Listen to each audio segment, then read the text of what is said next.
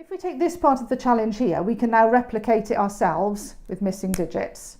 So I'm going to have empty box for my ones, empty box for my tenths, but then I'm going to have an 8 instead of a 9. Then I'm going to have a 1 instead of the 0, point, 2 empty boxes. And I'm actually just going to leave it at that for now and think about the possibilities for those two numbers. I might actually restrict the digits as well. So instead of leaving free choice, I might give a restriction and say, can you solve this challenge using just the digits 1 and 6, for example? Is it possible? Well, let's have a look. I've got a 1 in my ones column here, so I can't possibly have a 6 here. So this has to be a 1. So far, so good. Now, what about my tenths column? Well, let's think. If I put the same digit in both columns, if I put a 1 here and a 1 here, I'm now going to have problems with my hundredths. Because if this is an 8, this one needs to be greater than 8, which it can't be. So how can I solve that then? I need to go back to my tenths column.